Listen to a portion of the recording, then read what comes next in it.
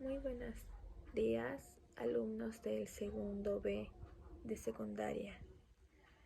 Hoy día para la clase de Historia Universal vamos a aprender lo que es el feudalismo. Vamos a saber su historia, su concepto, algunas características, entre más cosas. Primero empezando, ¿qué fue el feudalismo? O más bien, ¿qué es? El feudalismo fue un sistema social, político y económico que predominó durante la Edad Media, desde el siglo IX al siglo XV. Estuvo caracterizado por el sistema de vasallaje y es considerado por muchos como la Edad Oscura, debido a las sangrientas guerras, porque en la época del feudalismo, y entre otras más épocas, siempre existieron las guerras y también las epidemias y el escaso avance científico.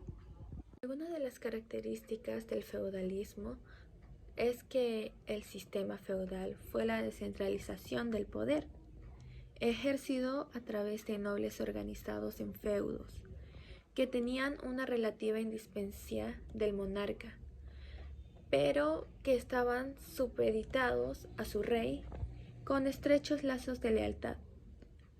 ¿Qué queremos decir con eso? De que en esos tiempos eran muy leales, básicamente, a su rey, a sus reglas y a todo lo demás. Los nobles heredaban sus títulos, que pasaban de generación en generación.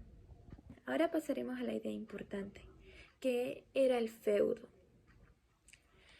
La palabra feudalismo proviene justamente del feudo, nombre que se le dio a la organización básica de la época.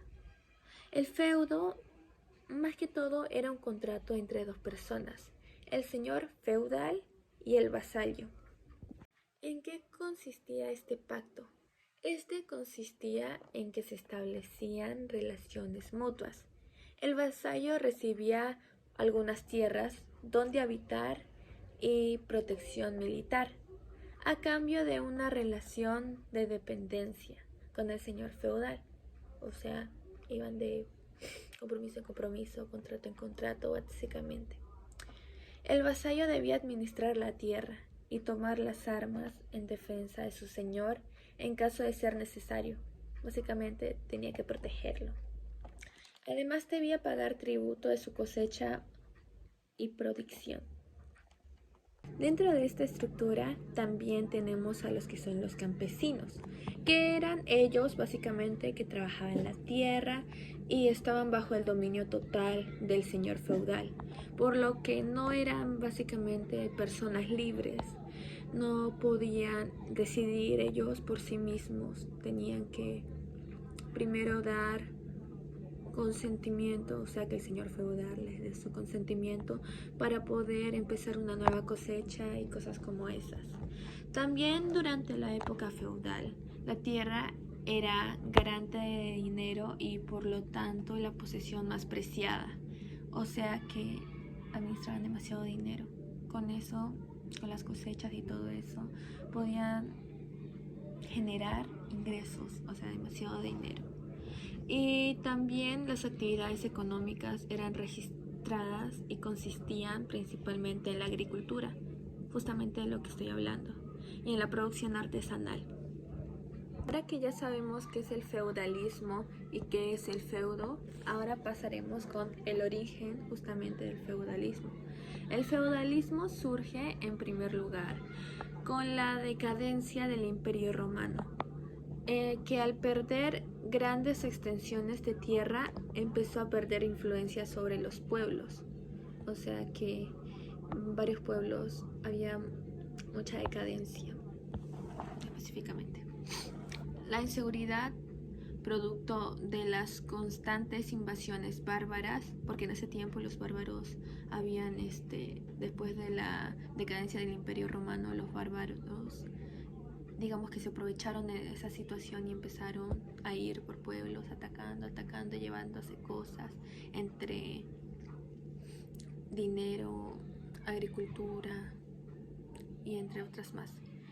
Los bárbaros llevaron a la decadencia de las ciudades y a la formación de la estructura feudal, en la que vasallos se ponían a disposición de un señor feudal y recibían protección tras los muros del castillo.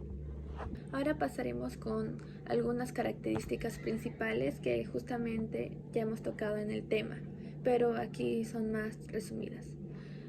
Por ejemplo, característica número 1, el surgimiento de la relación del vasallaje entre un señor feudal y sus vasallos, o sea, el contrato que ellos tenían con sus señores específicamente. Una sociedad dividida en 3 clases sociales diferenciadas: nobleza, el clero y el tercer estado o el estado llano, como más se le conoce. La construcción de castillos amurallados.